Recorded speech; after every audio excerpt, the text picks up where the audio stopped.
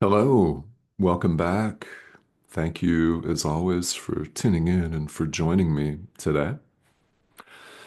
We're going to do something that we really, when you think about it, do every time we have one of these conversations, and it's address the split mind, this mind that thinks it's torn and thinks that it's separate. And it's this split mind that resists. The entire course is aimed at this split mind, and it's what Jesus is in fact speaking to.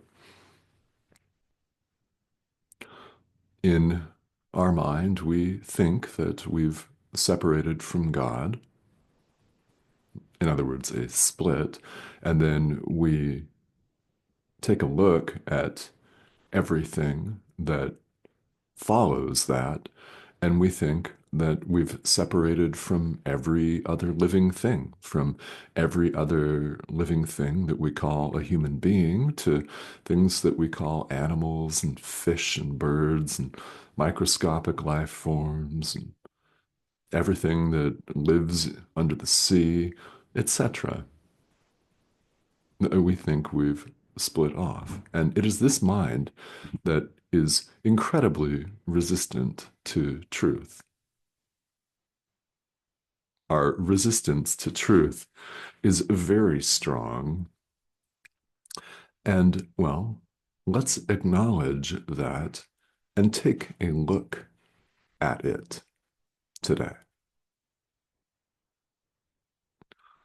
Really, that's what this course is asking us to do, is take a look.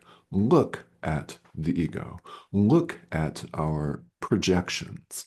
Look at our discomfort, at our disturbance of peace, at our lack of peace. Just look at it. And we have a choice as to how we look at it. We can choose to look with Jesus, with the Holy Spirit, our inner teacher, as I refer to it quite often here, part of our mind. We can look with that, or we can keep looking with the ego, thinking that we're separate, which we are not. Now, deep down, we know this, but we're resistant to it. We've become so attached to communication device and all of our precious identities in the world that we're extraordinarily hesitant to let them go.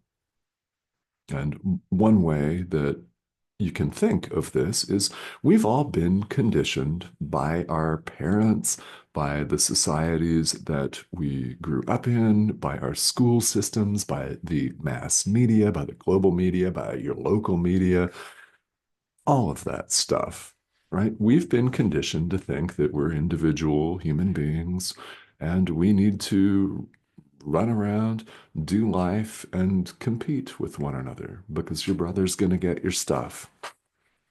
He's going to get your belongings. Your professional reputation is going to be impugned by someone else. And every thought that we have as we run amok is one of separation until we recognize that actually we have loving thoughts too. And you may have a lot of them. Our loving thoughts are real. The separation thoughts are not. In fact, the Course tells us that our loving thoughts are thoughts of forgiveness, are extensions of love, are extending love to our brother. Those thoughts are the only thing that can even be said to be real here. They're whole, they're eternal, they're complete, uh, they endure, they're eternal. Love, God, is eternal, which means outside our conventions of space and time. So, what we resist full bore, and you may be experiencing this right now, and if you are, not a problem. We all experience this. So, you're not alone. And in fact, if there's no separation of any kind, who in fact is alone? Exactly. No one. Yeah. Nobody. We all resist truth because we want to believe in separation. We want to believe that we're different from someone else. We want to believe that we're cooler than somebody else, that we're a nicer person, that we're richer than someone else. We want to believe that we've got it all together here in this wild world and someone else doesn't. So we can parse out all kinds of separations and judge and judge and judge. You may be judging the pixelated image on your screen. You may be judging this course, thinking, no, this isn't for me. And that's fine. There are many doors in spirituality. What that means is there are many traditions and many doors.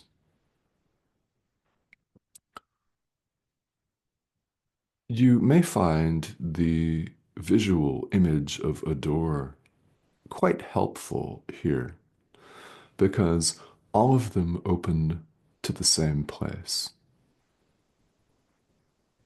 All roads lead to God in the end. All spiritual traditions lead to God in the end. One question that we have to ask ourselves, and you have to ask yourself, is when? That is under your control right now through the power, the only real power that we have as we appear to run amok here, separate and split and cut off, the power of decision right now to choose. Not a single one of us can ever lose the power to choose.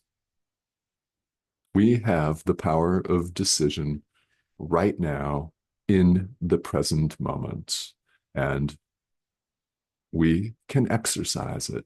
If you say, no, I don't have that power, you've just exercised it. Choosing not to choose is a choice, quite naturally. I mean, we can all accept that, although you don't have to. I mean, choosing not to choose is choosing, as we all know. So, what are we choosing between here? We're choosing between ourself, who we really are, and an illusion of ourself. You're choosing between yourself and an illusion of yourself. What do you mean, an illusion of yourself? Good question. Illusion of myself. For starters, what we've made, or if you prefer, what we've wrought as we run amok here on this spinning ball of rock, living our lives, what pass for our lives here every day. I mean, living this, doing this, we make a choice, whether we're aware of it or not. So there's real power in being aware of it. You are now aware of this choice. Now, you may run off and forget, which is fine. The Course will be here to remind you. The Holy Spirit will be with you always, because He's not separate from you as part of our mind, to remind you always. These videos will be here as long as this remains a useful communication device. And when that should cease to be, I don't know. But until then, these will be here. And so will other commentaries and dialogues, passages about A Course in Miracles. There's no shortage of guidance and information here. So we can all run off and deny this all we want to. It's absolutely fine. Again, this course addresses the mind that is in abject denial and thinks it's separate from God.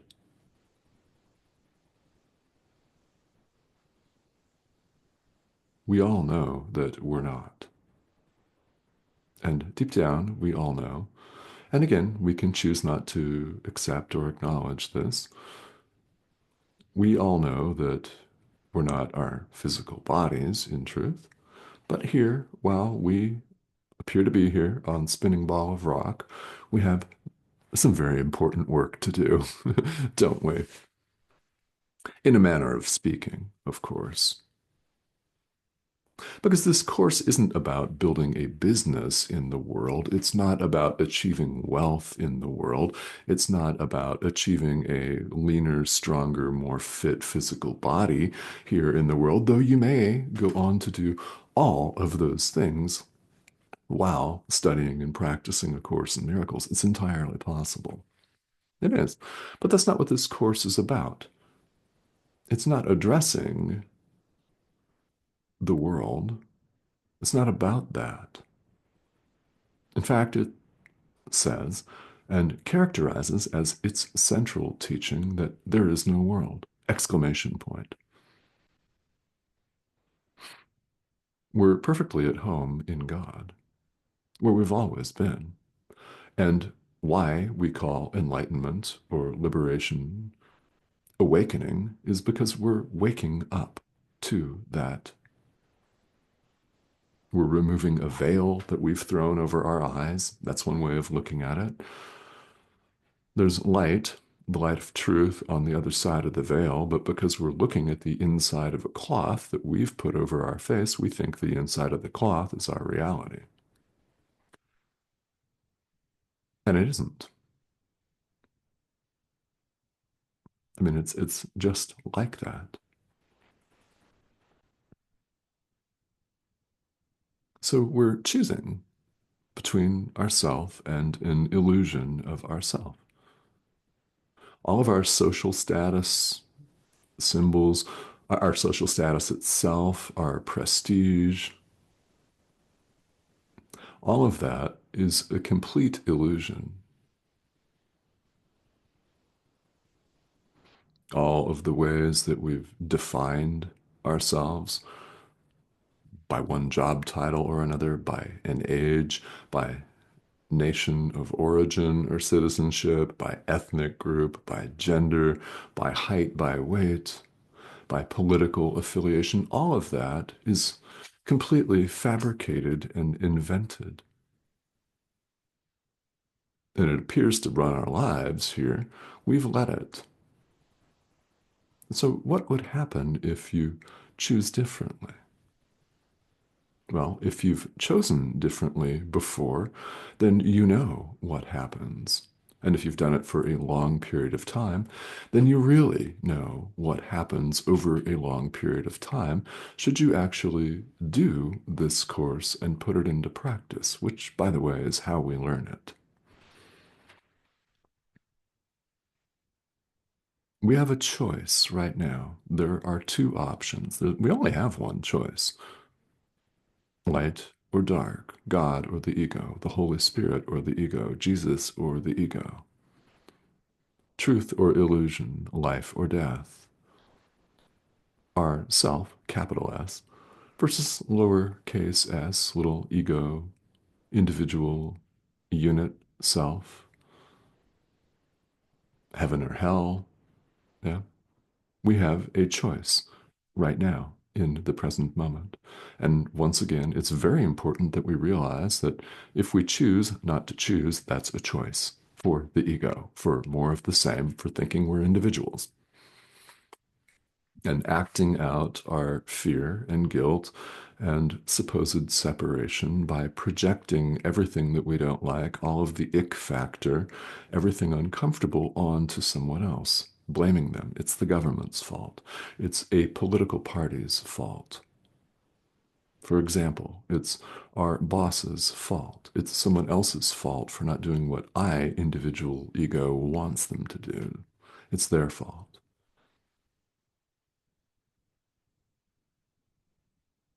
I mean, it's something we all do.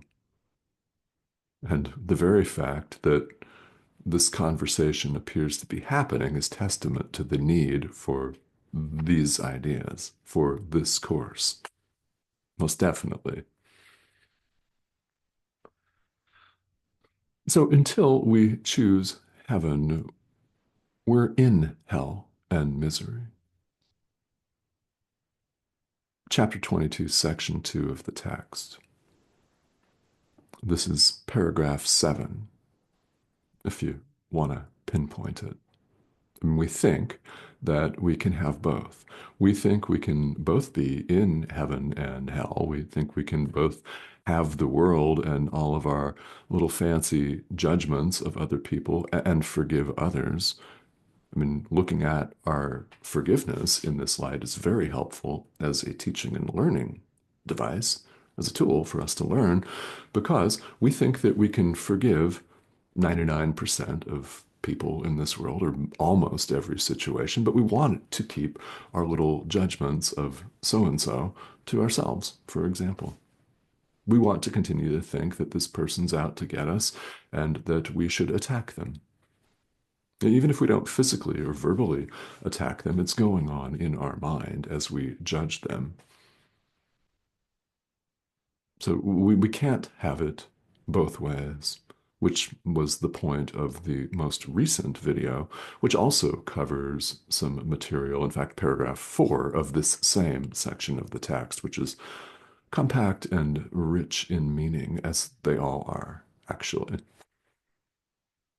So until we choose heaven, we're in hell and misery. So you quite possibly were raised, and maybe you weren't, but a lot of us were raised to think of hell as some bubbling lake of fire or a journey across the river Styx, where if we didn't have the ferry, then we had to, well, wait and bum a quarter for the ferry ride. And then we were in Hades, and there you are. There you go, right?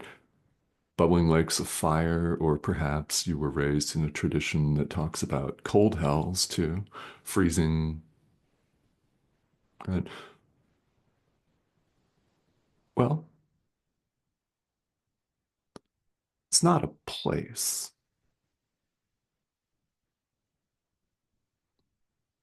Until we choose heaven, we're in hell and misery. So this course defines hell as this sense of separation from God, separation from our source, capital S, of course. So until we choose love completely and totally, we're in fear, in other words. Until we choose light, truth, we're in darkness and illusion, in other words. There are many ways that might work for you to characterize that in words and use the language that seems best to you to have it stick in your mind and inspire you to put it into practice, most importantly, because again, that's how we learn this material. That's how we do it.